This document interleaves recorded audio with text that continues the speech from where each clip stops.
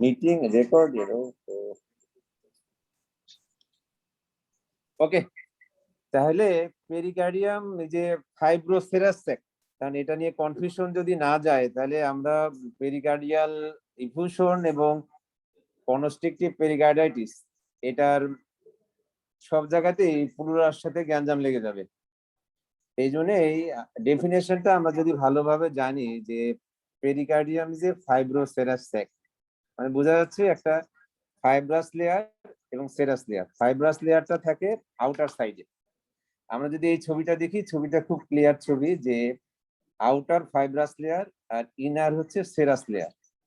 Serous লেয়ারের আবার দুইটা, outer parietal layer, inner visceral layer. In between parietal and visceral layer there is a potential space or pericardial cavity. কাজে বোঝা গেল যে পেরিকার্ডিয়াল স্পেসটা কোথায় আছে, যে ফাইব্রাস পেরিকার্ডিয়াম এবং outer layer of serous pericardium, that mean parietal layer, এটা একসাথে থাকে। আর ভিসেরাল লেয়ারটা মায়োকার্ডিয়ামের সঙ্গে লাগানো থাকে। তাহলে এই যে সেরাস পেরিকার্ডিয়ামের প্যারাইটাল এবং ভিসেরাল লেয়ার এর মধ্যে থাকে হচ্ছে পেরিকার্ডিয়াল স্পেস। এটা সবার ক্লিয়ার হচ্ছে কিনা যে পেরিকার্ডিয়াল ফ্লুইডটা ইফিউশনটা কোথায় জমা থাকে, যে in between parietal and visceral layer of serous pericardium. এটাই এই পটেনশিয়াল যে স্পেসটা, সাধারণত একটা থিন ফিল্ম অফ ফ্লুইড থাকে এখানে, একটা অয়েলি ফ্লুইড থাকে যে হার্টের এক্সপানশন সিস্টোল এবং ডায়াস্টোলের জন্য ফ্রিলি মুভমেন্ট করার জন্য এটা থাকে। ওকে, কাজেই পেরিকার্ডিয়াম হচ্ছে যে ফাইব্রোসেরাস স্যাক, সেই সেরাস লেয়ারের যে দুই লেয়ার আউটার প্যারাইটাল এবং ভিসেরাল, তার মধ্যে যে পটেনশিয়াল স্পেস সেটাই হচ্ছে পেরিকার্ডিয়াল স্পেস। ওকে, তাহলে এর মধ্যে যদি ফ্লুইড জমে তাহলে আমরা কিভাবে বলি যে পেরিকার্ডিয়াল ইফিউশন কতটুকু? একটা মাপ, এটা ইউজুয়ালি পোস্টেরিয়র ওয়ালের মাপ, লেস দেন 5 মিলিমিটার হলে আমরা ট্রেস অ্যামাউন্ট ফ্লুইড বলতে পারি অথবা মিনিমাল বলতে পারি। 5 থেকে 10 মিলিমিটার যদি হয় তাহলে আমরাকে স্মল বা মাইল্ড বলতে পারি। 10 থেকে 20 মিলিমিটার যদি হয় মডারেট বলতে পারি আমরা। আর যদি 20 মিলিমিটারের বেশি হয় তাহলে লার্জ বা সিভিয়ার বা massive pleural effusion, pericardial effusion বলতে পারি। কাজে এই লেভেলটা একটু মনে রাখতে হবে, less than 5 millimetre, 5 to 10 millimetre, 10 to 20 millimetre, more than 20 হলে আমরাকে সিভিয়ার বা লার্জ বলতে পারি। আর যদি দেখেন যে 5 মিলিমিটারের কম তাহলে minimal amount of pericardial fluid আপনি লিখে দিতে পারেন। কাজে এই লেভেলটা আপনাকে জানতে হবে ইকো করার সময়, যে যখনই ইকো করেন যে আমি কিভাবে দেখব, কোন ভিউতে দেখব, কোনটাকে ইম্পর্টেন্স দিব কি দিব না, সেটা আমাদেরকে ঠিক করতে হবে। এই ছবিটা আমরা যদি দেখি তাহলে প্রথম যে ছবিটা দেখেন, এটা তো হার্টের প্যারাস্টেনাল লং অ্যাক্সিস ভিউ ইকোতে। তা আমরা যদি দেখি এটা ইন্টারভেন্ট্রিকুলার সেপ্টাম, এটা পোস্টেরিয়র ওয়াল। খেয়াল করে দেখেন সব থেকে ডেন্স যে লাইনটা ফাইব্রাস লেয়ারের, এইটা হচ্ছে পেরিকার্ডিয়াম, এই সাদা যে অংশটা।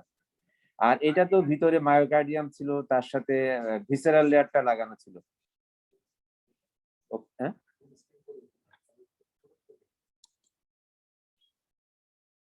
ওকে,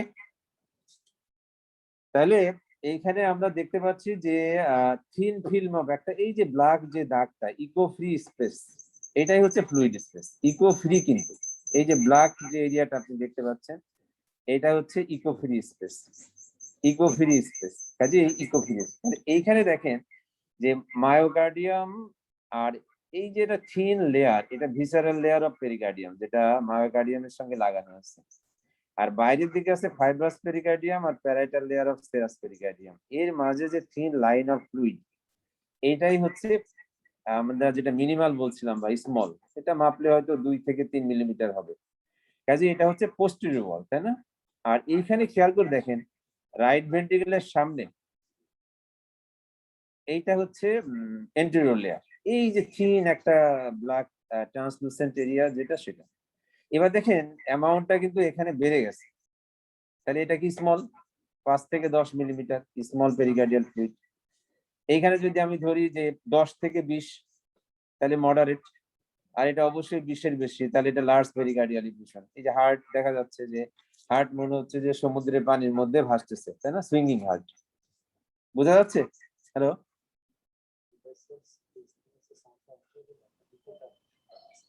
কোনটা? জি স্যার, সাউন্ডই তো হচ্ছে কি তোমাদের কাছে? না সাউন্ড স্যার, ক্লিয়ার ক্লিয়ার আছে, কিনা? ক্লিয়ার আছে। ও তোমরা ক্লিয়ার আছো, তাহলেই হলো। আমার এখানে ইকো হচ্ছে, আমার দুইটা সেটে তো। তাহলে আমরা যদি এইবার খেয়াল করে দেখেন যে বেশিরভাগ ভুল হয় কোথায়, আমরা যদি কার্ডিয়াক সাইকেল লিখি তাহলে কিন্তু এটা ডায়াস্টোল। খেয়াল করে দেখেন মাইটাল ভালভ ওপেন। কাজেই সিস্টোলে ফ্লুইড যদি আপনি পান আর সেটা কমেন্ট করেন তাহলে কিন্তু বিপদ হয়ে যাবে। খেয়াল করে দেখেন যে এইখানে কার্ডিয়াক সাইকেলের কোন ফেজ, অ্যাওর্টিক ভালভ ক্লোজ আছে, মাইটাল ভালভ খোলা আছে, কাজে অবশ্যই ডায়াস্টোল। কাজে আপনি যখন পেরিকার্ডিয়াল ইনফিউশন কমেন্ট করতে যাবেন অবশ্যই মাইটাল ভালভকে ওপেন করে নিতে হবে, ঠিক আছে? না হলে কিন্তু এটা এমনিতেই সিস্টোলে পাওয়া যেতে পারে। কাজে ইন ডায়াস্টোল খেয়াল রাখতে হবে, ইন ডায়াস্টোল। যে আমরা যদি থিন ফিল্ম অফ ফ্লুইড পাই তাহলে আমরা ঠিক এইভাবে করতে পারি, ঠিক আছে? আর যদি 5 থেকে 10 হয় তাহলে আমরা বলবো এটা হচ্ছে স্মল, যদি 10 থেকে 20 হয় তাহলে বলবো মডারেট, যদি 20 এর বেশি হয় তাহলে আমরা বলবো সিভিয়ার। এবার খেয়াল করে দেখেন যে আমরা এম মোড দিয়ে দেখতেছি, আগেরটা আমরা 2D দিয়ে দেখছিলাম, এবার যদি আমরা এম মোডে দেখি তাহলে আমরা লেফট ভেন্ট্রিকেলের উপরে কার্সার দেখা যাচ্ছে যে লেফট ভেন্ট্রিকেলের এই ফেজটা ডায়াস্টোল, এই ফেজটা সিস্টোল। ওকে, কাজেই যখন পেরিকার্ডিয়াল ইফিউশন থাকবে তখন কিন্তু সিস্টোল এবং ডায়াস্টোল বোথ ফেজেই থাকতে হবে। খেয়াল করে দেখেন এখানে যে এখানে এই সিস্টোলেও আছে, ডায়াস্টোলেও আছে, কিন্তু এই ছবিটাতে খেয়াল করেন যে বেশি আছে কিন্তু সিস্টোলে, কিন্তু ডায়াস্টোলে খুব কম, যে নাই হয়তোবা। এখানে খেয়াল করেন দেখেন যে ডায়াস্টোলে কোনো ফ্লুইড নাই কিন্তু সিস্টোলে আছে, এটা ধরার জন্য হইতে পারে। কাজে আপনি অবশ্যই ডায়াস্টোলে দেখবেন, এই যে যখন এটা সিস্টোল, এই অংশটা ডায়াস্টোল, কাজে ডায়াস্টোলে যদি থাকে তাহলে কনফার্ম। শুধু সিস্টোলিক ফেজে যদি থাকে তাহলে কিন্তু এটা পেরিকার্ডিয়াল ইনফিউশন বলা যাবে না। কাজেই এম মোড দিয়ে অবশ্যই আপনি দেখে নেবেন যে এটা কোন ফেজে আছে। এবার যখন আপনি দেখবেন যে বেশিরভাগ কারণই হচ্ছে যে আমাদের দেশের প্রেক্ষাপটে যে টিউবারকুলার, দেখবেন যে একদম ফিঙ্গার লাইক প্রজেকশন, যে পেরিকার্ডিয়াল ক্যাভিটির মধ্যে, যে তাহলে এইগুলো হচ্ছে ফিব্রিন থ্রেড। তো এটা যদি যে কোনো পায়োজেনিক বা স্পেশালি টিউবারকুলার ইনফিউশন যদি হয় তাহলে আপনি এরকম ফিব্রিন থ্রেড দেখতে পারবেন, যে একদম জালিকার মতো বিস্তৃত, একদম ডেন্স কালারে। দেখেন এগুলো যখন দেখবেন তখন ডেন্স কালারে, তাহলে এটা পেরিকার্ডিয়াল ফ্লুইড, তার মধ্যে হচ্ছে ফিব্রিন থ্রেড। এটা হচ্ছে যে আপনি পানি আসতে লিখে দিল, পানি পেরিকার্ডিওসেন্টেসিস করতে যে পাচ্ছেন না, কারণ দেখবেন যেটা পকেট পকেট ফিব্রিন গুলো হয়ে পকেট পকেট হয়ে গেছে, একদম লোকুলেটেড। এই পুরো জায়গাটার সাথে কমিউনিকেট ফ্রি স্পেস থাকার কথা ছিল। এখানে খেয়াল করে দেখেন যে ডেন্স স্ট্যান্ড গুলো দিয়ে এগুলো পকেট পকেটে ভাগ হয়ে গেছে, কাজেই আপনি নিডিল এখানে ঢুকাইলে এই জায়গাটা আসবে, এই দুই জায়গার পানিটা আসবে না, কাজে এটা লোকুলেটেড পেরিকার্ডিয়াল ইনফিউশনের একটা ছবি। এবার দেখেন যে ট্রমা হলো, ব্লান্ট ট্রমা বা ইনজুরি হলো পেরিকার্ডিয়াম, যদি ব্লাড জমে তাহলে কিন্তু এটা ডেন্স কালার, দেখেন যে হোয়াইট কালারের, এটা কিন্তু হেমাটোমা।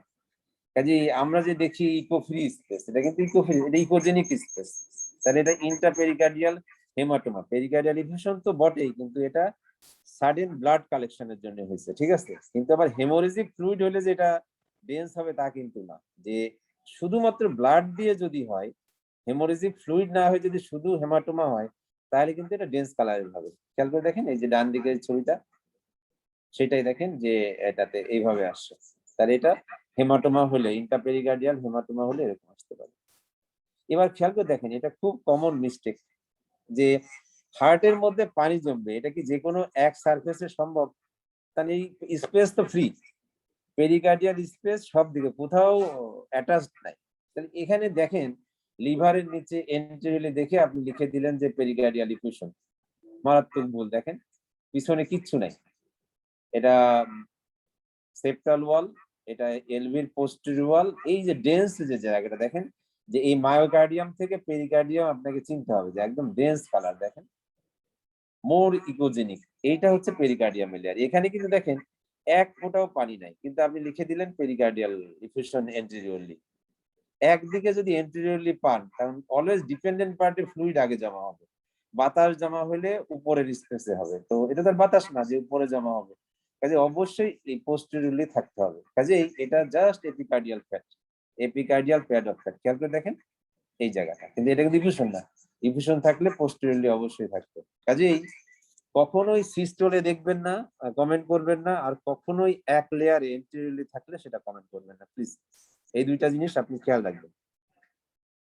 এবার দেখেন যে ছোট ছোট পকেট একটা জায়গায় আছে সিস্টের মতো, কোথাও নেই, দেখেন একটা পকেট হয়ে এখানে পানি জমা হয়ে আছে, কাজে এটাকে আপনি পেরিকার্ডিয়াল সিস্ট বলতে পারেন। এটা দেখেন ছোট্ট একটা জায়গা, এইগুলো নিয়ে এত দেখেন এই হয়তো পোস্টেরিয়রলি একটা পকেট হয়ে আছে, এন্টেরিয়রলি বা আর কোনো ভিউতে কোথাও নাই, কিন্তু সেখানে এর মধ্যে দেখেন যে মনে হচ্ছে যে ইকো ফ্রি স্পেস। এবার যদি ম্যালিগনেন্সি হয় তাহলে দেখবেন যে এর মাঝখানে মাস লাইক লেশন থাকতে পারে যে কোনো ভিউতে। এটা খেয়াল দেখবেন যে পেরিকার্ডিয়ামও ম্যালিগনেন্সি হইতে পারে, খুব কম, যে সেকেন্ডারি বেশি, প্রাইমারি খুব কম। যদি দেখেন যে ডেন্স টিস্যু আছে, পেরিকার্ডিয়াল ফ্লুইড আছে, মার্জিন, হার্টের মার্জিনটা তো স্মুথ থাকার কথা ছিল, সেটা না থেকে ডেন্স মার্জিন হয়ে আছে, দেখেন মাস লাইক একটা নন হোমোজেনিয়াস রাউন্ডেড স্ট্রাকচার আছে, আবার ইফিউশনও আছে। তো এখানে আপনি যে কোনো নিউপ্লাজম চিন্তা করতে পারেন, এটা খুব রেয়ার, মানে খুব বেশি দেখা যায় না।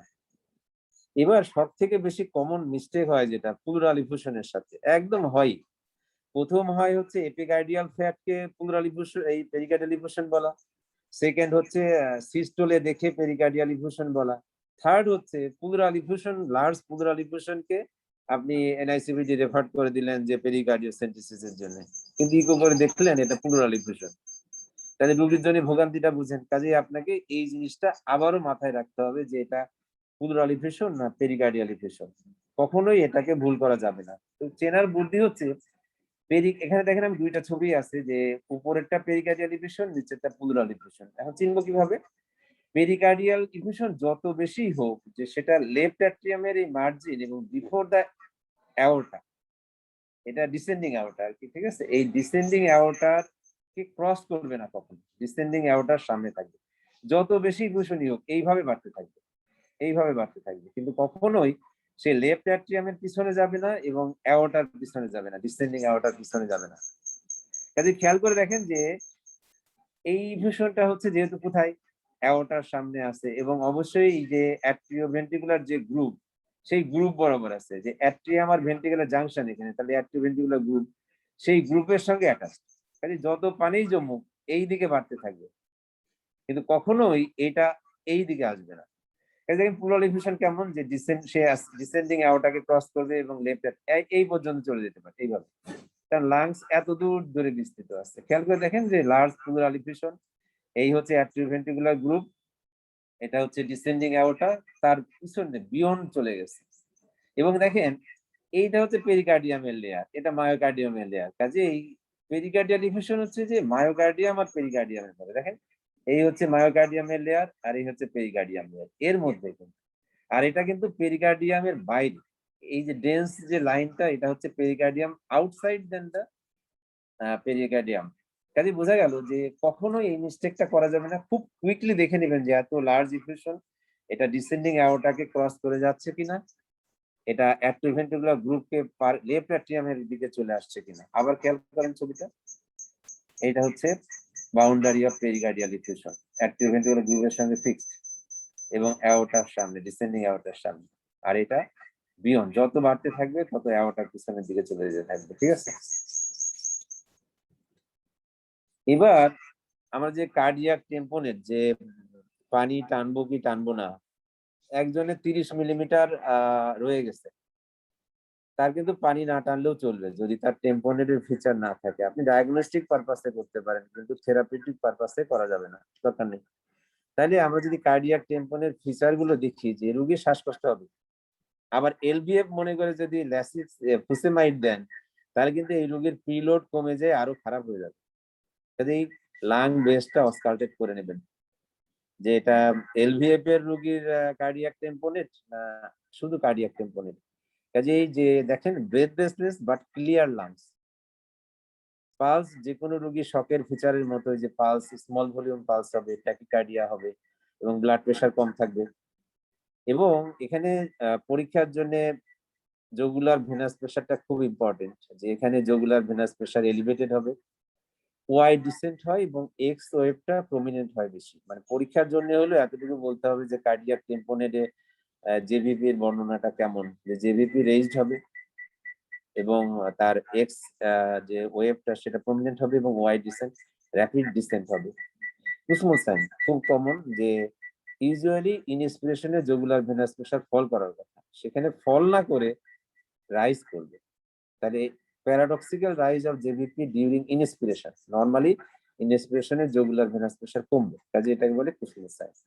অনেক সময় একটা ডায়াস্টলে, আর্লি ডায়াস্টলে একটা থার্ড হার্ট সাউন্ড বা একটা পেরিকার্ডিয়াল নকের একটা সাউন্ড পাওয়া যেতে পারে অস্কালটেশনে, এটা বলতে পারলে ভালো, না পারলে সবসময় পাওয়া যায় না। আর একটা হচ্ছে পালসাস প্যারাডক্সাস, যে ইউজুয়ালি ইনস্পিরেশনে সিস্টোলিক ব্লাড প্রেশার ফল করে সাধারণত 10 মিলিমিটার, কিন্তু 10 মিলিমিটারের বেশি যদি ফল করে তাকে বলে পালসাস প্যারাডক্সাস।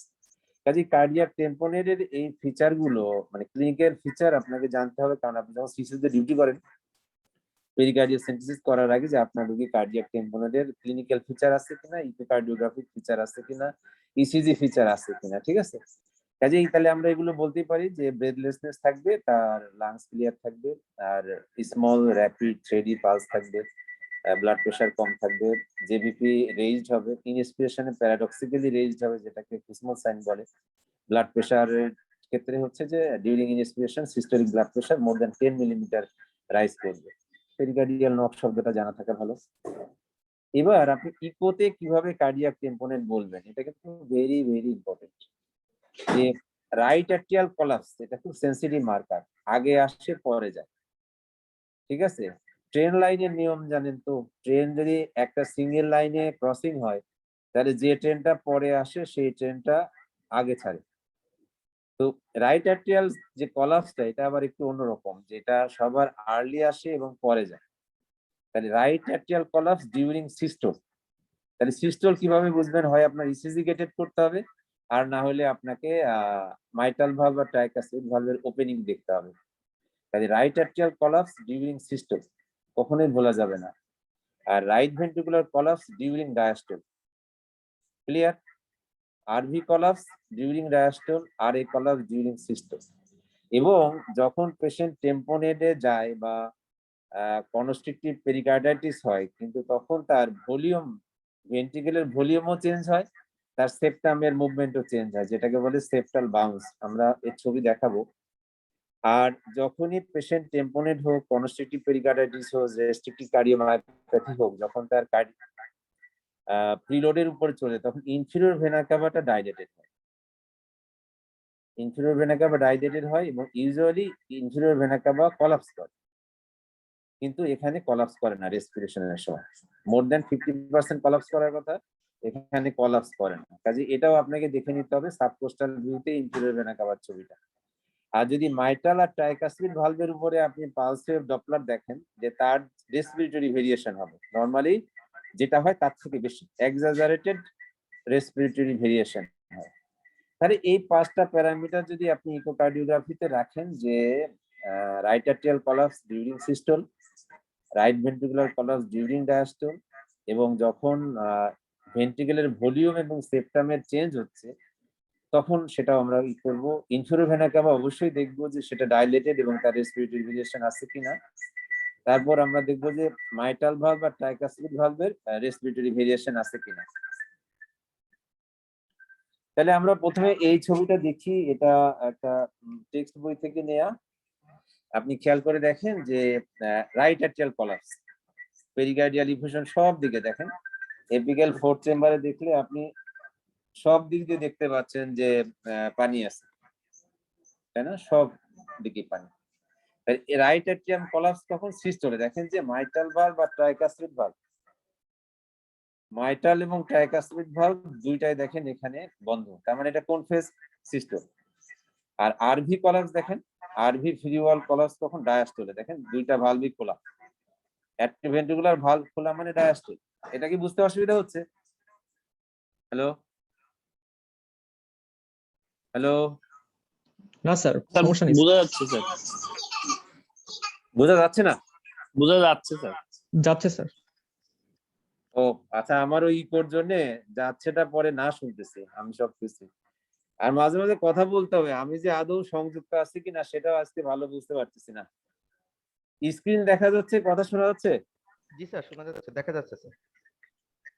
ওকে, তাহলে আমরা এটা আরেকবার দেখি যে রাইট অ্যাট্রিয়াল কোলাপস কখন সৃষ্টি হল, কিভাবে বুঝবো? যে আমরা দুইটা ভালভকে বন্ধ অবস্থায় দেখবো, আর আরভি কোলাপস কখন দেখবো? ডায়াস্টল। কাজে ডায়াস্টল কিভাবে বুঝবো? Both valve open. এবার খেয়াল করি ওই ছবিটা ইকোতে কেমন করে দেখা যায় যে রাইট অ্যাট্রিয়াল কোলাপস কখন? এই যে ভালভ বন্ধ। আরভি কোলাপস কখন? মাইটাল ভালভ খোলা। আরভি তো এইরকম আমব্রেলার মতো থাকার কথা ছিল, ডোম শেপে, দেখেন এখানে ভিতর ঢুকে গেছে ডায়াস্টলে। তাহলে right atrial collapse during systole, right ventricular collapse during diastole. আর পেরিকা টেলিভিশনে দেখা যাচ্ছে সব দিকে পানি, চারিধারে পানি। এবার কনফার্ম করতে হবে যে ছবিটা আমি দেখতেই চাই যে এম মোড দেন, মাইটাল ভালভের উপরে এম মোড দেন যে সবগুলো ইফিউশনকে কভার করতে পারে। খেয়াল করে দেখেন মাইটাল ভালভের এই যে এম প্যাটার্ন যেটা, তাই না, এটা ডায়াস্টল। এই বরাবর দেখেন তো আরভি কোলাপস আছে কিনা ভিতরে? আরভি তো স্ট্রেট লাইন, এরকম স্ট্রেট লাইন থাকে কিন্তু, হ্যাঁ, নদীর পানির মতো থাকে, এই পুকুরের পানির মতো, কিন্তু দেখেন এখানে সমুদ্রের ঢেউয়ের মতো হয়ে গেছে।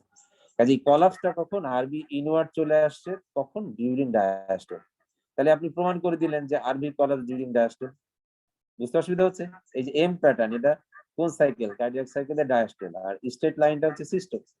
কাজে এই এম এম বরাবর যদি আমি দেখি তাহলে আরভি কোলাপস হয়ে গেছে।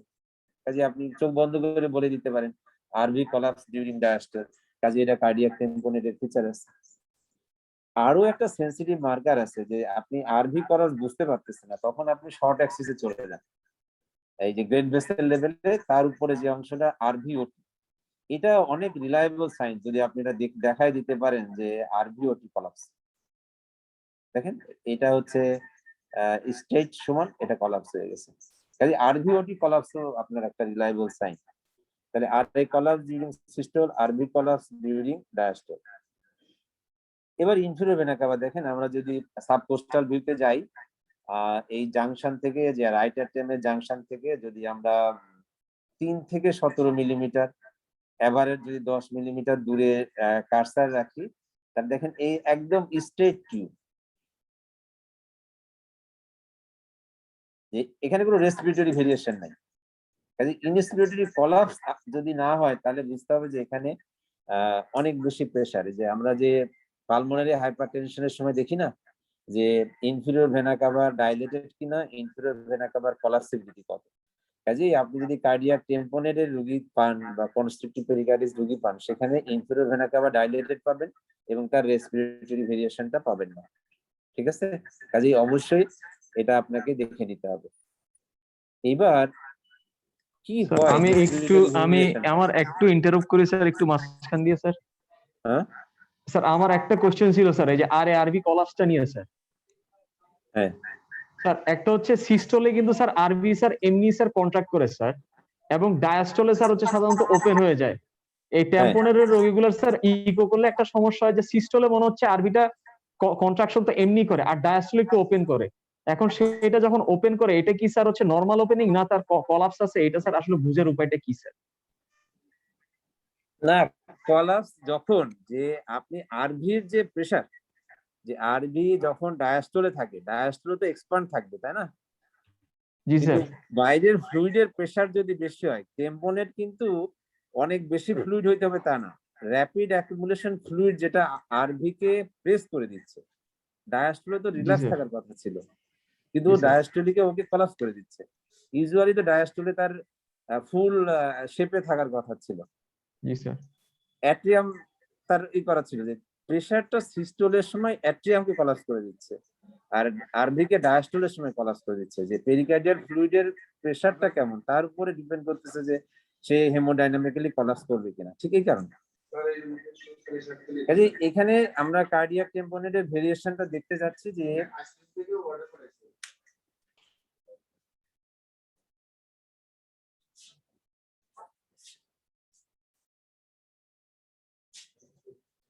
নরমালি আমরা যদি ট্রাইকাসপিড ভালভে দেখি তাহলে রেসপিরেটরি ভেরিয়েশনটা ইনস্পিরেশন আর এক্সপিরেশনের মধ্যে লেস দ্যান 25% নরমালি,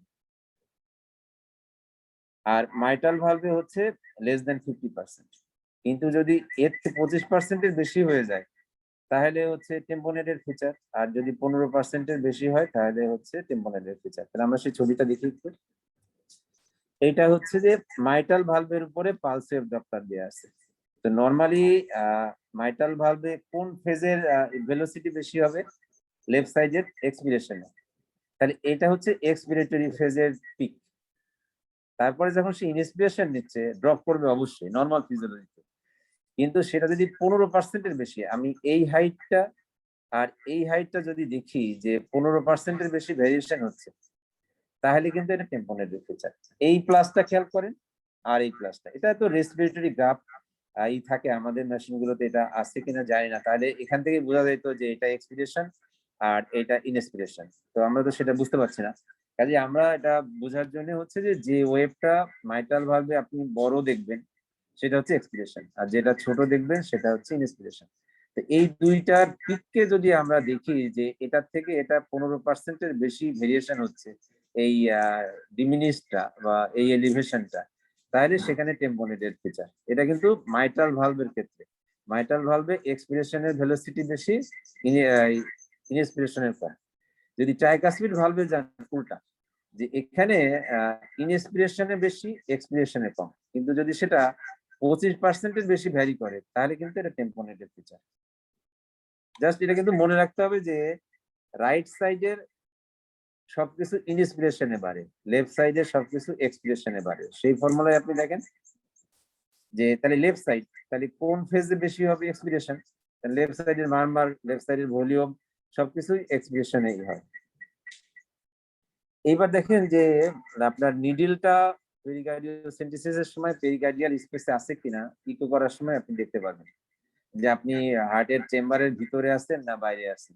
এটা কিন্তু পেরিকার্ডিওসেন্টিসিস নিডল। এবার দেখেন যে আপনি বুঝতে পারতেছেন না যে পেরিকার্ডিয়াল ইনফিউশন ড্রেন করতে যায় কার্ডিয়াক চেম্বারে ঢুকে গেছেন কিনা। তা আপনি যে নিডলটা দিচ্ছেন সেই নিডলের মধ্যে যদি আমরা যে অ্যাজাইটেডের স্যালাইন কন্ট্রাস্ট করি না, যে আমরা কন্ট্রাস্ট ইকো যে করি, যদি দিয়ে দেখেন তাহলে এয়ার বাবল গুলো আপনার, এই হচ্ছে নিডল, এই হচ্ছে চেম্বার, আর এয়ার বাবল গুলো ঘুরছে। কাজেই আপনি পেরিকার্ডিয়াল স্পেসের মধ্যে আছেন। যে আনার পরে যদি হেমোরেজিক ফ্লুইড হয় তখন এটা কনফিউশন হয় না যে আমি এটা ভেন্ট্রিকুলার চেম্বারে ব্লাড নিয়ে আসলাম না পেরিকার্ডিয়াল স্পেসে। কাজেই আপনি চেষ্টা করলে নিডলটা দেখতে পারবেন। যদি কনফিউজ থাকেন তাহলে অ্যাজাইটেডের স্লাইন দিলে আপনি পেরিকার্ডিয়াল স্পেসের পেরিকার্ডিয়াল ফ্লুইডের মধ্যে বাবল গুলো দেখে সেফলি দিতে পারবেন। আজকে জুবাইয়ের টপিক ছিল হচ্ছে কনস্ট্রিকটিভ পেরিকার্ডাইটিস। খুব ছোট্ট একটা ডেফিনেশন যে পেরিকার্ডিয়াম অ্যাকুট পেরিকার্ডাইটিস হতে পারে, ক্রনিক পেরিকার্ডাইটিস হতে পারে, তারপরে সার্জিক্যাল পরে যে পেরিকার্ডিওটমি করার পরে যে বারবার ইনফ্লামেশনের জন্য পেরিকার্ডিয়াম থিকেন্ড হয়, ইনফ্লামড হয়, সে মায়োকার্ডিয়ামের সাথে অ্যাডহারেন্ট হয়ে যায় এবং ক্যালসিফাইড হয়ে যায়, তখনই আমরা বলি যে এটা কনস্ট্রিকটিভ পেরিকার্ডাইটিস। তাহলে characterize by impair cardiac diastolic function, যে হার্টকে সে এক্সপান্ড হতে দিবে না। হার্টকে সে একটা হার্ট কাভারিং যদি থাকে, ধরেন অনেক ভুঁড়িওয়ালা একটা মানুষ যদি খুব টাইট লিড পরে তাহলে কিন্তু তার পেটের এক্সপানশনটা কমে যাবে, তাই না? মনে হবে যে সে আর পেট ফুলছে না। তো হার্টের বাইরের লেয়ারটা ছিল একটা স্মুথ লেয়ার, সেটা যদি থিকেন, অ্যাডহারেন্ট, ক্যালসিফাইড হয়ে যায় তাহলে তো হার্টের ডায়াস্টোলিক এক্সপানশনটা করতে পারবে না। কাজেই এখানে ডায়াস্টোলিক ডিসফাংশন হবে। এবং আরেকটা যেটা টপিকস আছে যে রেস্ট্রিকটিভ কার্ডিওমায়োপ্যাথি, দুইটার ডিফারেন্স হচ্ছে যে এটা কিন্তু পেরিকার্ডিয়ামের ডিজিজের জন্য হার্টের ডায়াস্টোলিক এক্সপানশন হচ্ছে না, কারণ পেরিকার্ডিয়াম থিকেন, ফাইব্রোসড, ক্যালসিফাইড। আর রেস্ট্রিকটিভ কার্ডিওমায়োপ্যাথিতে যে হার্টের যে মাসেল এবং ইন্টারস্টিশিয়াল সেল ম্যাট্রিক্স এইগুলোতে ফাইব্রোসিস হয়ে যায়। যে খালি ওটা যদি ইন্ট্রিনসিক ভাবে যে হার্টের মায়োকার্ডিয়াম রিল্যাক্স করতে পারে না, ইন্টারস্টিশিয়াল টিস্যু গুলো রিল্যাক্স করতে পারে না, কারণ হচ্ছে কি ওগুলো কোনো ইনফিল্ট্রেটিভ প্রাইমারি ডিজিজের জন্য হইতে পারে। কিন্তু কারোর যদি অ্যামাইলোইডোসিস হয়, সার্কোইডোসিস হয়, এন্ডোমায়োকার্ডিয়াল ফাইব্রোসিস হয়, আরো অন্যান্য ডিজিজ যদি হয়, কিছু ড্রাগে হয়, তো হার্টের মাসেল এবং ইন্টারস্টিশিয়াল টিস্যু যদি ফাইব্রোসিস হয়ে ডায়াস্টোলিক ডিসফাংশন হয়, সেটা হচ্ছে রেস্ট্রিকটিভ কার্ডিওমায়োপ্যাথি। কিন্তু হার্টের যখন পেরিকার্ডিয়াম থিকেন, ক্যালসিফাইড হয়ে তার ডায়াস্টোলিক ডিসফাংশন হচ্ছে, তখন হচ্ছে কনস্ট্রিকটিভ পেরিকার্ডাইটিস। তাহলে এটা পেরিকার্ডিয়ামের ডিজিজের জন্য হচ্ছে, আর ওটা মায়োকার্ডিয়াম আর মায়োকার্ডিয়াল যে ইন্টারস্টিশিয়াল টিস্যু যেটা, সেটার ডিজিজের জন্য হচ্ছে। কাজে দুইটা কিন্তু প্যাথোলজি আলাদা। কাজে কনস্ট্রাকটিভ পেরিকার্ডাইটিস হচ্ছে যে পেরিকার্ডিয়াম ডিজিজের জন্য, আর রেস্ট্রিকটিভ কার্ডিওমায়োপাথি হচ্ছে যে হার্টের মাসেল এবং তার ইন্টারস্টিশিয়াল সেলের ফাইব্রোসিস, ইনফিল্ট্রেশন, ডিপোজিশন বা নন ফাংশনের জন্য হচ্ছে, ক্যালসিফিকেশনের জন্য। ক্লিয়ার? তো আমরা এখানে দেখি যে এইবার দেখেন যে এই যে পেরিকার্ডিয়াম, এটা তো বোঝা যাচ্ছে মায়োকার্ডিয়াম মায়োকার্ডিয়াম মায়োকার্ডিয়াম। এখানে দেখেন যে এই লেয়ারটা অনেক ঠিক। সাধারণত 4 to 5 মিলিমিটারের বেশি যদি হয়, তাহলে আমরা ইকোতে মেপে যদি পেরিকার্ডিয়ামের পোস্টেরিয়র লেয়ারটা 4 to more than 4, কোথাও more than 5 মিলিমিটার আছে, তাহলে কিন্তু আমরা থিকেন বলতে পারি। ক্যালসিফাইড যেমন আমরা মাইটাল ভালভ বুঝি না, যে এই মাইটাল ভালভটা নরমাল, কিন্তু যদি এটা পেরিকার্ডিয়ামের মতো ডেন্স ফাইবার আসে যায়, তখন আমরা ক্যালসিফিকেশন বলি। কাজে যত বেশি রিফ্রাক্টাইল, যত বেশি ডেন্স হবে, তত বেশি কনস্ট্রাকটিভ পেরিকার্ডিয়াম। যেমন আপনি এত পেরিকার্ডিয়ামটা চকচকা কেন, মনের মধ্যে কনফিউশন থাকতে পারে। রোগীকে জিজ্ঞাসা করেন তার পেরিকার্ডিয়াল ইফিউশন হচ্ছে কিনা, বা এখন ইফিউশন আছে কিনা, বা ইফিউসিক পেরিকার্ডাইটিস হচ্ছে কিনা। তো আপনি যখনই মনে হবে যে এটা এত ব্রাইট কেন, আমি তো এত ব্রাইট কখনো দেখিনি, তারপর যদি মেজারমেন্টটা দেখেন যে মোর দেন 4 মিলিমিটার বা 5 মিলিমিটার হয়, তাহলে আপনি এটা থিকেন্ড ক্যালসিফাইড পেরিকার্ডিয়াম বলতে পারেন, যে এটা অবশ্যই ডিজিজ কন্ডিশন। তাহলে যদি আপনি একটা কনস্ট্রাকটিভ পেরিকার্ডিটিস রোগীর থিকেন্ড পেরিকার্ডিয়াম যার হয়ে গেছে, তার যদি এম মোড দেখেন, তাহলে দেখেন যে সেপ্টামের কি হয় আর পোস্টেরিয়র ওয়ালে কি হয়। এটা সেপ্টাম দেখেন, এটা হচ্ছে সিস্টোল। তাহলে সিস্টোলের পরে শুরু হয়ে যায় ডায়াস্টোল, তাই না? এখানে দেখেন ডায়াস্টোলে একটা র্যাপিড মুভমেন্ট এবং নচ আছে। এই দুইটা অ্যারো দেখেন, যে ডায়াস্টোল তো এখান থেকেই হয়ে যেতে পারতো কার্ভটা, তাই না? তা দেখেন যে এই হচ্ছে সিস্টোল, একদম আর্লি ডায়াস্টোলে যে র্যাপিড একটা মুভমেন্ট এবং নচ, এটা সেপ্টামে পাবেন। আবার পোস্টেরিয়রলি ডায়াস্টোলের শুরুতে একটা অ্যাব্রাপ্ট পোস্টেরিয়র মোশন হওয়ার পরে বাকি অংশটুকু ফ্ল্যাট থাকে। কাজে এইটা যদি বলে যে এম মোডে কি ধরনের বোঝা যায় যে কনস্ট্রাকটিভ পেরিকার্ডাইটিস, তাহলে যদি এটুকু বলতে পারেন যে সেপ্টামটা আর্লি ডায়াস্টলে নচ হবে এবং অ্যাব্রাপ্ট আর্লি ডায়াস্টল। এটা ডায়াস্টল যদি আপনি ভাগ করেন আর্লি, মিড, লেট ডায়াস্টল, তাই না? তাহলে সেখানে দেখেন নচ, এখানে ছবিটা খেয়াল করে দেখেন এই সিস্টল ছিল ডায়াস্টলের শুরুতেই নচ। ঠিক আছে? আর যখন ডায়াস্টলের শুরুতে অ্যাব্রাপ্ট পোস্টেরিয়র মোশন হয় এই পোস্টেরিয়র এলভি ওয়ালে, এটা মনে রাখতে পারেন। আর inferior vena cava hepatic vein অবশ্যই ডাইলেটেড হবে, এটা বলতে হবে আপনাকে। তো বলছিলাম যে সেপ্টাল বাউন্স যেটা, যে দেখেন বলছিলাম যে চেম্বারের ভলিউম এবং সেপ্টামের ডিরেকশন চেঞ্জ হয়ে যাবে। নর্মালি কিন্তু সেপ্টাম মিড লাইনে থাকে, আপনারা যারা ইকো করছেন। কিন্তু এখানে খেয়াল করে দেখেন যে ইন্টার ভেন্ট্রিকুলার ডিপেন্ডেন্স বেড়ে যায়, যার ফলে কি হয় দেখেন যে ইনএক্সপিরেশনে আরভির ভলিউম অনেক বেড়ে যায়, যার ফলে সেপ্টামটা এলভির দিকে বাউন্স করে, শিফট হয়ে যায়। এক্সপিরেশনের সময় এলভির ভলিউম বেড়ে যায়। এলভির ভলিউম বেড়ে গেলে সেপ্টাম তখন কোন দিকে শিফট হবে? রাইট ওয়ার্ড শিফট হবে। এটাকে বলে সেপ্টাল বাউন্স। এটা কনস্টিটিউটিভ পেরিকার্ডিটিস ফিচার, যে আপনি যখনই এপিক্যাল ফোর্থ চেম্বার দিয়ে ওয়েট করে দেখেন যে শিফট হচ্ছে, একবার সেপ্টাম রাইট, একবার লেফট। যখন লেফটে হচ্ছে তখন ইনএক্সপিরেটরি ফেজ চলছে এবং রাইট সাইডের ভলিউম বেশি। যখন রাইটে শিফট হচ্ছে তখন এক্সপিরেটরি ফেজ চলতেছে, এলভির ভলিউম বেশি। কাজেই এটা এই যে ইন্টার ভেন্ট্রিকুলার ডিপেন্ডেন্সি যে চেঞ্জ হচ্ছে, তাহলে এটা ভেন্ট্রিকুলার ভলিউমও চেঞ্জ হচ্ছে, সেপ্টালের মোশনও চেঞ্জ হচ্ছে ডিউরিং ইনএক্সপিরেশন এবং এক্সপিরেশন। যদি মনে রাখতে পারেন একটা জিনিস দিয়ে মনে রাখবেন যে রাইট সাইডের সবকিছু ইনএক্সপিরেশনে বাড়ে, রাইট সাইডের মারমার বাড়ে, রাইট সাইডে ইনএক্সপিরেশনের এম মোডের ফিচার বাড়ে, রাইট সাইডের ভলিউম বাড়ে কার্ডিয়াক টেম্পোনেন্ট বা কনস্ট্রাকটিভ পেরিকার্ডাইটিসে। যদি মনে রাখেন, একটা মনে রাখেন, তাহলে দেখবেন সেপ্টাম যদি রাইট সাইডের ভলিউম বাড়ে, সেপ্টাম অবশ্যই লেফটে চলে যাবে। এক্সপিরেশনে যদি লেফট সাইডের ভলিউম বাড়ে, তাহলে সেপ্টাম অবশ্যই রাইট সাইডে চলে আসবে। আপনি যেটা দিয়ে মনে রাখতে পারেন, কিন্তু প্যাচ লাগাই ফেলেন না। একবার ইনএক্সপিরেশন আর যে কোনো একটা মনে রাখেন যে ইনএক্সপিরেশনে রাইট সাইডের সব বেশি, রাইট সাইডের মারমার বেশি, রাইট সাইডের ট্রাইকাসপিড ফ্লোর ইনএক্সপিরেশন বেশি, ফেজ বেশি। এবং যখন সেপ্টাল বাউন্স বা ভলিউমের চেঞ্জ হবে টেম্পোনেটে, তখন রাইট সাইডের ভলিউম বাড়বে, রাইট সাইডের ভলিউম বাড়লে সেপ্টামটা লেফট সাইডে চলে যাবে। অন্তপক্ষে কিছু একটা রিলেশনে কিছু একটা মনে রাখার চেষ্টা করেন, অনেক কিছু পড়ে কিছুই মনে রাখতে হবে। অনেক কিছু পড়লাম, অনেক কিছু জানলাম, কিন্তু পরীক্ষার হলে যে আর বের হলো না। তো থিওরি হচ্ছে যে যতটুকু পড়বেন সেটাকে মেমোরাইজ করতে করতে যত শর্টে যত বুদ্ধিতে যে কোনো ফর্মুলায় আপনি মনে রাখেন, সেটাই আপনার জন্য ভবিষ্যতে কাজে লাগবে। এবার অ্যানুলাস প্যারাডক্সাস একটা শব্দ আছে, যে এটা খুব ইম্পর্টেন্ট, যে নর্মালি আমরা যে ডপলার ইউজ করি, টিস্যু ডপলার বা পালসের ডপলার, এটা হচ্ছে ল্যাটারাল অ্যানুলাস, এটা সেপ্টাল অ্যানুলাস। নর্মালি ল্যাটারাল অ্যানুলাসের ভেলোসিটি বেশি হয়, কিন্তু যখনই আপনি কনস্ট্রিক্টিভ পেরিকার্ডাইটিসে চলে যাবেন তখন সেপ্টাল অ্যানুলাসের ভেলোসিটি বেশি হবে। এই যে অ্যানুলাস চেঞ্জ হয়ে যাচ্ছে, প্যারাডক্স হচ্ছে, তাহলে কিন্তু অনেকগুলো প্যারাডক্স এখানে খেয়াল করে দেখেন, যে জগুলার ভেনাস প্রেসার ইনস্পিরেশনে কমে, প্যারাডক্সিক্যালি বেড়ে যাবে। সিস্টোলিক ব্লাড প্রেসার 10 কমবে, এখানে প্যারাডক্সিক্যালি 10 এর বেশি বেড়ে যাবে। ইউজুয়ালি ল্যাটারাল অ্যানুলাসের ভেলোসিটি বেশি, এখানে মিডিয়াল অ্যানুলাসের ভেলোসিটি বেশি হয়ে যাবে।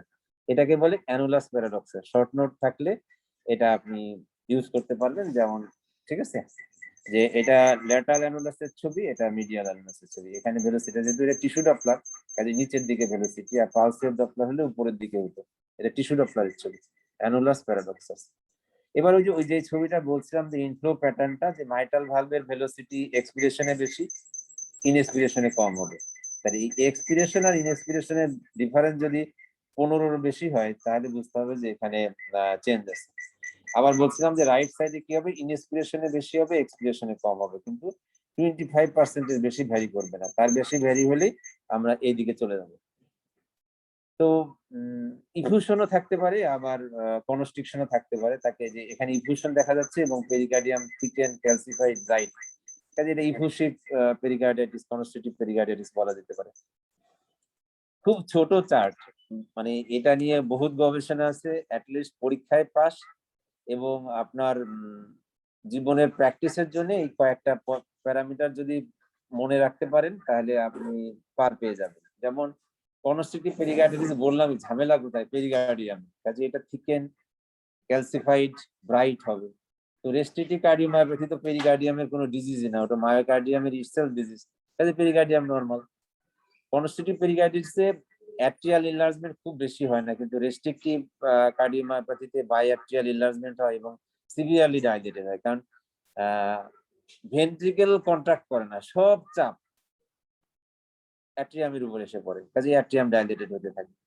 রেসপিরেটরি ভেরিয়েশন যেটা বলছিলাম, যে এখানে 25-এর বেশি, এখানে 15-র কম, যেহেতু মায়োকার্ডিয়াল ডিজিজ। আর এটা যে আমরা এম মোডে দেখাইছিলাম না, যে আর্লি ডায়াস্টোলিক মোশন থাকে, এখানে থাকে না, কারণ এখানে সেপ্টামের উপরে লোড হয় না। কিন্তু এটা খুব ইম্পর্টেন্ট, যদি আপনি মাইটাল অ্যানুলাসের ভেলোসিটি 8 সেন্টিমিটার/সেকেন্ড পান, তাহলে বলতেই পারেন যে এটা রেস্ট্রিকটিভ কার্ডিওমায়োপ্যাথি না, যদি মোর দ্যান 8 পান। স্যার মাইট্রাল কোন অ্যানুলাস স্যার, মিডিয়াল না ল্যাটারাল স্যার? কোন অ্যানুলাস স্যার, মিডিয়াল না দুইটাই গড় ল্যাটারাল করতে স্যার? হবে, দুইটাই দেখতে হবে, যে আমরা তো ল্যাটারালি বেশি পাওয়ার কথা ছিল নরমালি, কিন্তু এখানে জি বলা স্যার। যায় মিডিয়াল, এখানে মিডিয়াল দিয়ে বলাটাই বেটার। ঠিক আছে, তাহলে দুইটাই আচ্ছা কভার হয়ে যাবে।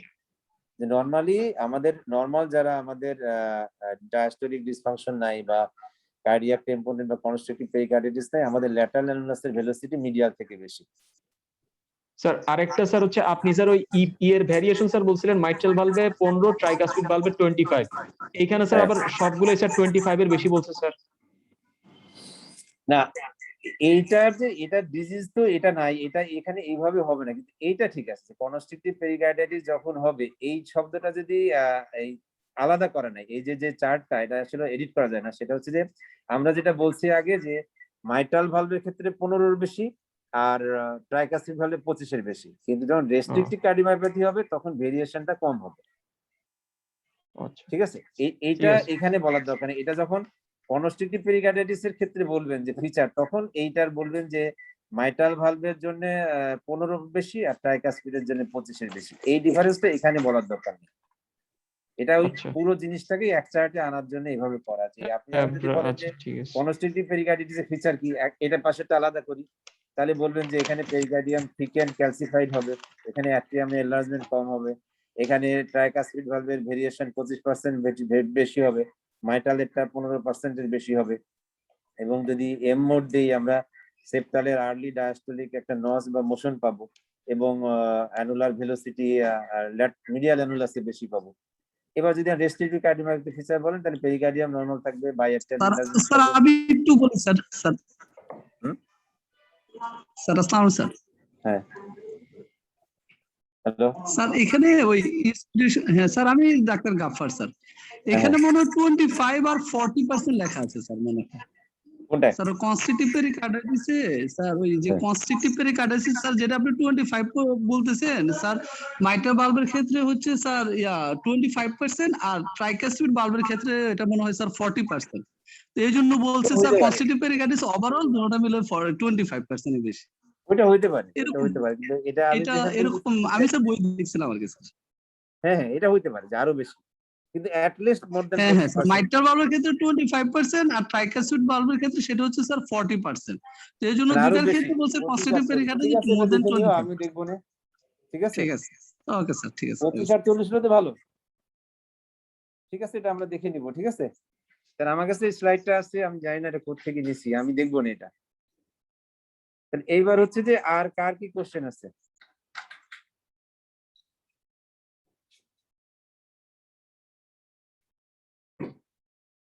কারোর কোনো কোশ্চেন আছে আর? আরবিওটি কলাপস কি ডায়াস্টলিতে দেখবো না sir? RV RVOT collapse, RVOT collapse. RVOT কলাপসটা ওইরকম কোথাও লেখা নাই, কিন্তু যে কলাপস যেটা হয় এটা ডায়াস্টলে হওয়ারই কথা। কারণ ওই সাইকেলটা একই সাথে, আরভি আর আরভিওটি ডায়াস্টল একই সাথে হয়, মানে আমার ধারণা এটা। ঠিক আছে, কারণ কেউ তো দেখি না, কিন্তু কথা হলো যে কারোর যদি চোখে পড়ে তাহলে যেন মিস না হয় সেটা, কারণ আমরা তো কিছুই দেখি না। জি স্যার। যে কিছু না দেখার থেকে একটু মাথায় থাকুক, এটার জন্য এটা। আর কোনো কিছু? আর কোনো কোশ্চেন আছে?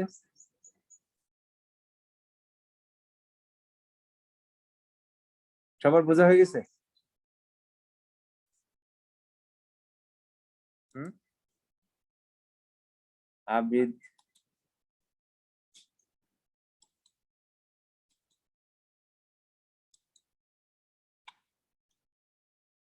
আল রাসেল, মোস্তফা, মোস্তফা আল রাসেল, জি স্যার, আসসালামু আলাইকুম স্যার। বলো কিছু। স্যার আমি তো স্যার এখনো এত ভালো বুঝতেছি না স্যার, প্রথম দিকে ক্লিনিক্যাল গুলো বুঝছিলাম স্যার, ইকো গুলো স্যার অত ভালো বুঝি না নাই না, স্যার। তুমি কি বুঝলা সেটা বলো। পেরিকার্ডিয়াল স্পেসটা বলো তো কার মধ্যে? Sir sorry sir, pericardial space কোন জায়গায়, কার কার মধ্যে? অ্যাওর্টা স্যার, পেরিকার্ডিয়াল ক্যাভিটিটা কার কার মধ্যে, কোন লেয়ারের মধ্যে? স্যার ভিসারাল এবং স্যার প্যারাটাল পেরিকার্ডিয়ামের মধ্যে স্যার। এটা স্যার প্যারাইটালের মধ্যে। আর কেউ? মামুন সাহেব কিছু বলবেন? মামুন, একটা মামুন। স্যার খুবই মানে সহজবুদ্ধ ক্লাস হয়েছে, মানে জিনিসগুলো সহজে বোঝা গেছে আর কি, প্র্যাকটিক্যালি স্যার। কনক জয়, কনক, কনকের সাথে আমার কথা হয়নি মনে কখনো। কনক কি শুনতে পাচ্ছেন? হ্যালো,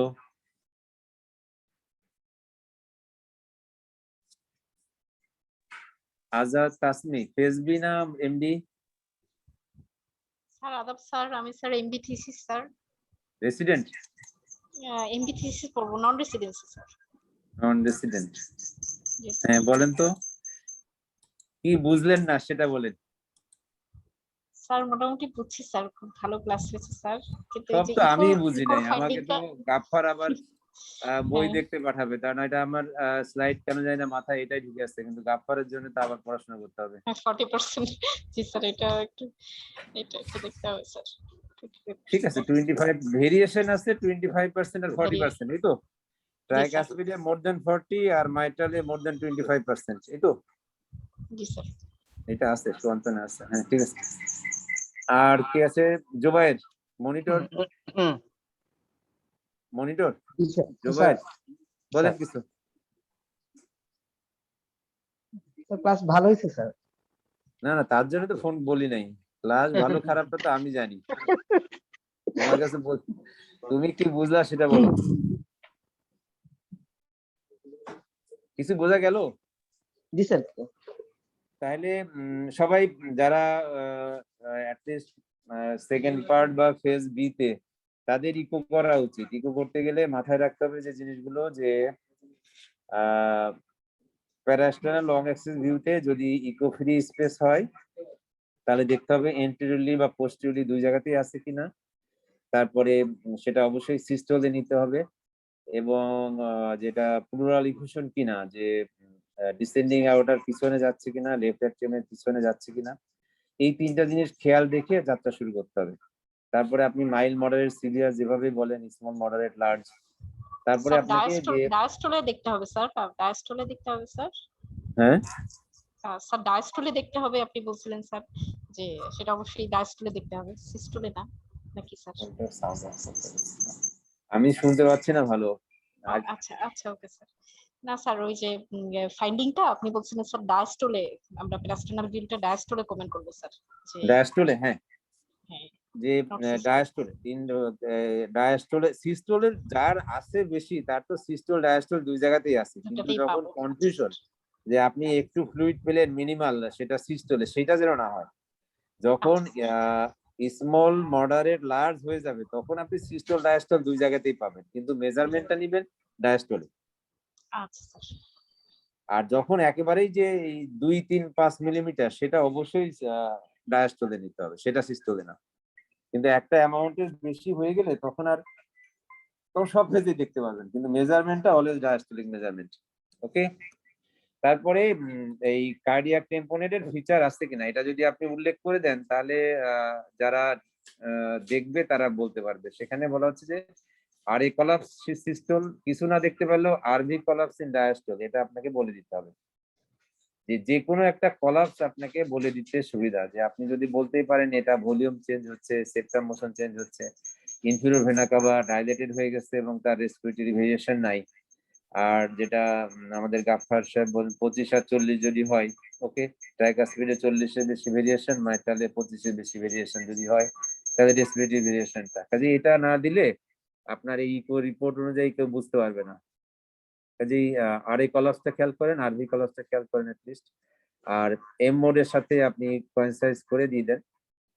আর ইনফিরিয়র ভেনা কাভাটা অবশ্যই দেখে দিবেন যে এটা রেসপিরেটরি ভেরিয়েশন আছে কিনা। আর এগুলো তো প্র্যাকটিক্যালি আমরা বিশেষ করে যখন আপনি ডিউটি করবেন তখন নিডলের পজিশনটা যদি দেখে নিতে পারেন, কনফিউশন অনেক কমে যাবে। হয়তো অ্যাজাইটেড সেলের মাঝে মধ্যে কনফিউশন হলে করতে পারেন। আর পেরিকার্ডিয়ামটা থিক ক্যালসিফাইড কিনা এটা খেয়াল করেন। থিক ক্যালসিফাইড হলে তারপরে দেখেন যে আর কোনো এভিডেন্স আছে কিনা, ডায়াস্টলিক ডিসফাংশন আছে কিনা, তার সেপ্টামের মোশনটা আর্লি ডায়াস্টলে চেঞ্জ আছে কিনা, সেপ্টাল বাউন্স হচ্ছে কিনা। দুই অ্যানুলাসেরটাই নিলেন, নিয়ে দেখলেন যে ল্যাটারাল অ্যানুলাস থেকে মিডিয়াল অ্যানুলাসে বেশি। আর যদি 8 সেন্টিমিটারের বেশি হয় তাহলে তো রেস্ট্রিকটিভ কার্ডিওমায়োপ্যাথি বাদ যাচ্ছে। ওকে। তো থ্যাংক ইউ সবাইকে। আজকে যদিও একটু ডিস্টার্ব হয়েছে ক্লাসে, আমি নিজেও ডিস্টার্ব। থ্যাংক ইউ সবাইকে। Good bye. Thank you sir. Thank you sir.